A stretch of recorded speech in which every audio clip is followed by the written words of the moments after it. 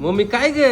कुरवड्या केल्या ना रे, केवढं चांगलं झालं. पांढरं चिपट लाल लाल होत असते ता. पण किती पांढरं झालं, चांगलं झालं पक्की. असेच होते गे नाही रे बाबा, लय लाल होते ता. प्रत्येक वेळेस असंच होतं की. नाही नाही, लय पांढरं झालं. त्यावेळेस लयच पांढरं झालं. अरे, पहिलं तर काय काय करत होती तू? अरे पहिले खात बी होते भैया. ह्याचे सांडगे करायचे, उशेरी सांडगा म्हणायचे त्याला.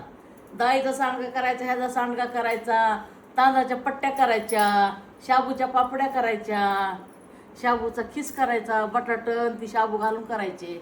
खात होते लोक. पापड बी करायची ते पापड तर आपण- वेगवेगळे. पापड तर वेगळे वेगळे करायचे. उडदाचे देखील 4-5 किलोचे पापड करायचे. आता कोण करत बी नाही आणि कोण खात बी नाही, असं व्हायला लागले. त्याच्यामुळं काही करतच नाही आता. नुसतं ही कुरवडे बी 4-5 तळतो. कोण खात नाही. 4 दिवसानं मलाच खावं लागतात. शेंगदाणे बरोबर मीच खाऊन टाकते ह्याला. पण चांगले झालेत. चांगल्या झाल्यात आता, चांगल्या झाल्यात. अरे तांदळाच्या पट्ट्या 2-3 शेवाळ्या करून आणायच्या, रव्याच्या, कोणी शेवळे गव्हाच्या. खायचं रे मी. शेवळ्या करायची कितकाले बी. भरपूर करायची हा, पहिलं. भरपूर करायचं. आता काहीच करणार तू. सगळं करायचं, आता काय करत नाही. कोणतरी खाते करा बाई आता. डाळीचा सांडगा तर किती आवडून खायचा. आता कुणी सध्या खात नाही काहीच. आता कसं झालंय, रोजचा सण झाल्यासारखं झालंय. लोकांना सगळं मिळते आता. पहिलं सणालाच मिळायचं. उन्हाळ काम तवाच करायचे उन्हाळ्यात. बरोबर आहे. मग